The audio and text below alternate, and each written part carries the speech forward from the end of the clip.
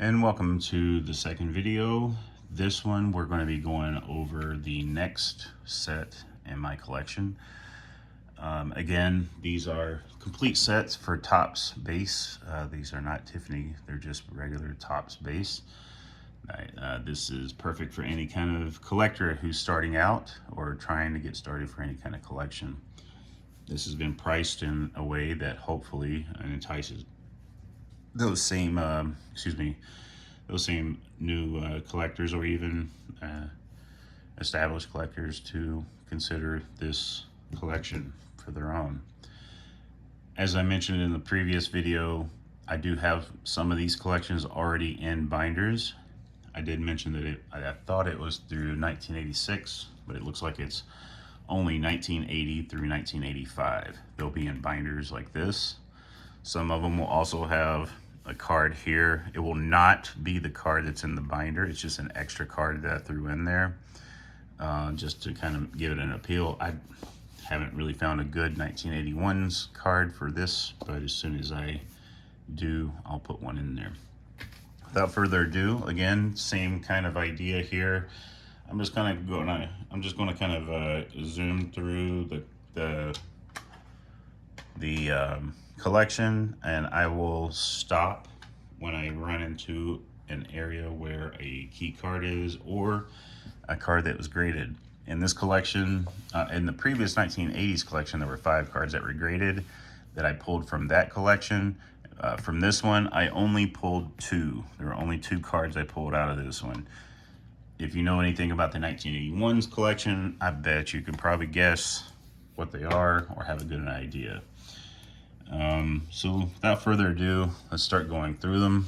Again, just like with the 1980 set, you'll notice that all of these cards are in immaculate condition.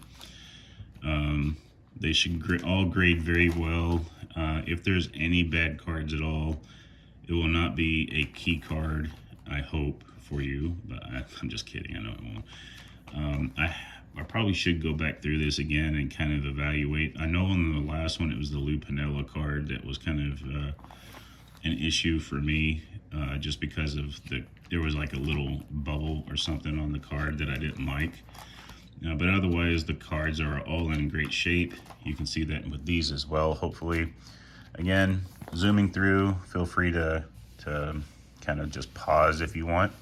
I'll try to push this over here to give it, well, if I push it too far off screen, then you're not going to be able to really see if you zoomed into the cards.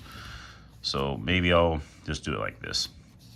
All right, so that way you can see the centering and then at least be able to get a good picture of the quality for the cards.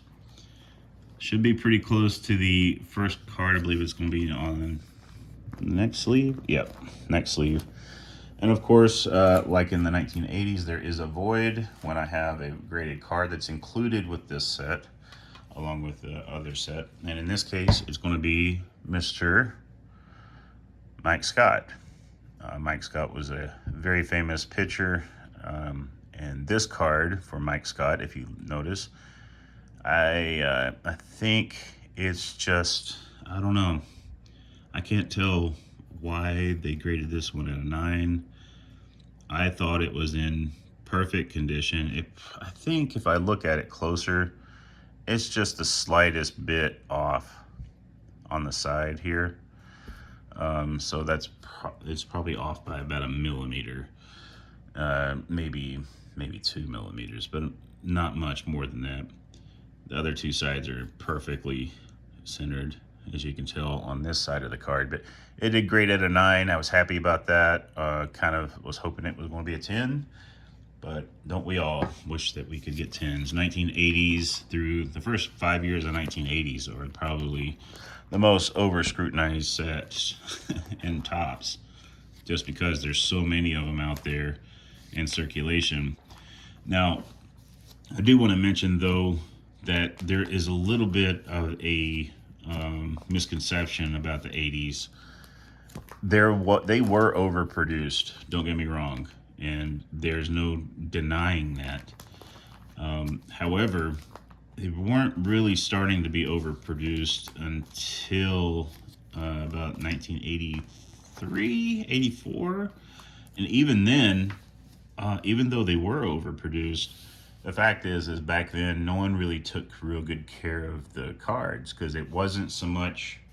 I mean, don't get me wrong, people didn't want a card that was ripped or bent all to pieces. But if some of the corners were bent and stuff like that, it was pretty common. People were more interested in the players and just having their card versus it having to be in immaculate condition that could be graded because there was no such thing as grades. So finding good cards like this set that you're looking at right now that I've held on to a very long time, that I don't ever touch and that I refuse to kind of like to mess around with too much, is very hard to find, especially complete sets like this one. Of course, we have run into the next key card that is missing here. That will be the Nolan Ryan. It did grade as an 8. I was kind of disappointed that it was an 8 because I felt like it was in better condition than the Mike Scott. And I want to kind of show you why. So if we look at the two and we compare them, you'll notice that it's the same about color, right? Color-wise, it's about the same. But you will notice that the Mike Scott one, there's a clear deviation on the top part up here, right? So it's definitely a little more off-center than the Nolan Ryan. But if you look at the Nolan Ryan, I mean, it's dead center, man. I didn't understand at all why this one would grade higher than this one when the centering is so much better on my Nolan Ryan. But I digress. I guess PSA might have just been kind of like having too many 80s cards at the time, and they just said, hey, you know, there must have been something they saw. Otherwise, the card was in great shape. Again, there's Mr. Ozzie Smith. If there are key cards in here, I'm not going to pull it all the way out. I'm just going to, well, I can, I guess. So there is no reason not to.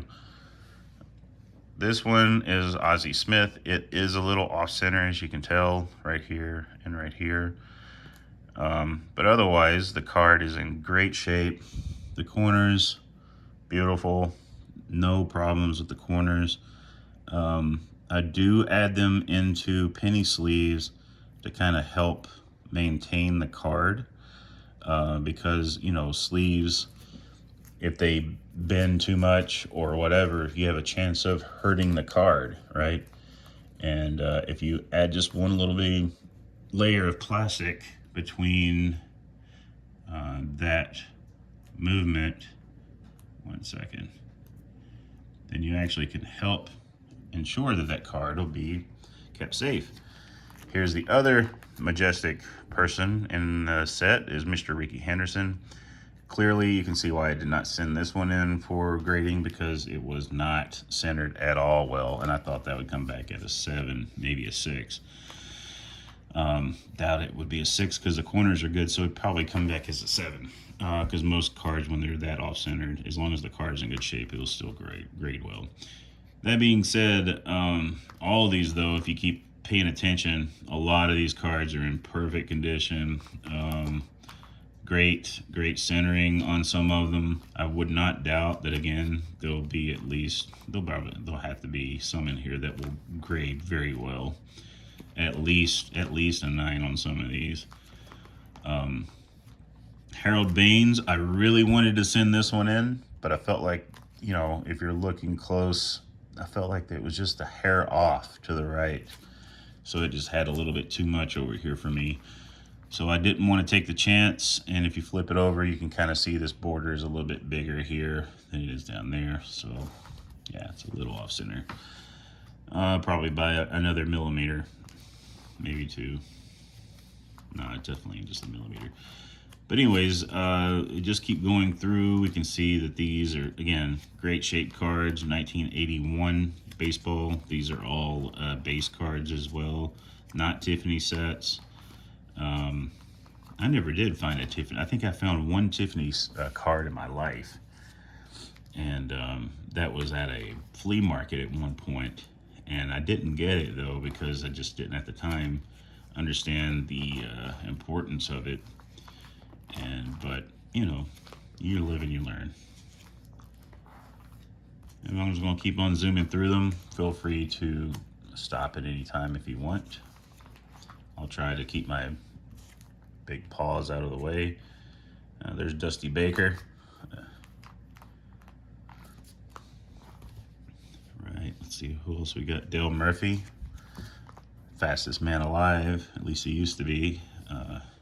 Loved watching him. His burst of energy, anytime he hit the ball, it was hard to get him out. He'd almost be an automatic bunch, didn't matter. That guy would just find a way to get on base. That's what made him so good. Mike Schmidt, that's his National League All-Star card. I loved Mike Schmidt, such a great pitcher. Let's see here. There's Steve Trout. I'm sure you've never heard of his son. He's kind of a big deal, Mike Trout. Steve Trout was a big deal too when he was in the majors, of course. Not nearly as big of a deal as his son has, but still, he had a pretty good deal. Pretty big deal. Jack Norris, I think he even became a pitcher for the Reds at one point. So, oops, I skipped a page here. Just keep on going. We're almost through this set, and then after we get through this set, we're then going to go through the 1982 set. Exact same scenario. There might even be a few more cards, I think, in that set that I had graded versus the 1981. Wasn't really, there's Dennis Eckersley. I think that's is that his rookie?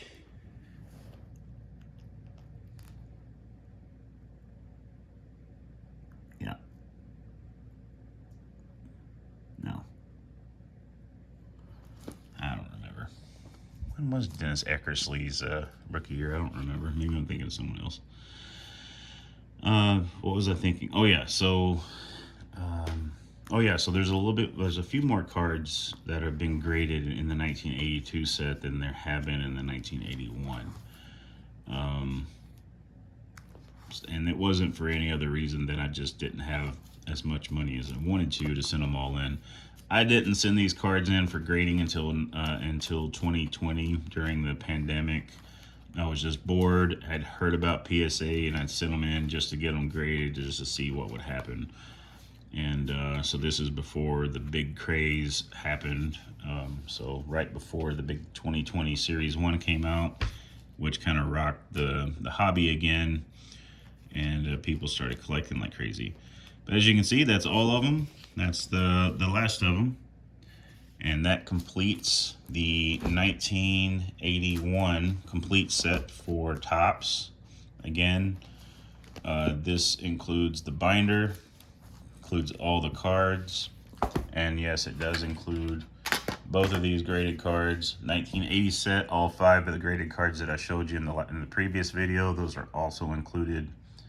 And I hope so far that you're liking what you're seeing. So there we are. I'm going to be back with the 1982 set.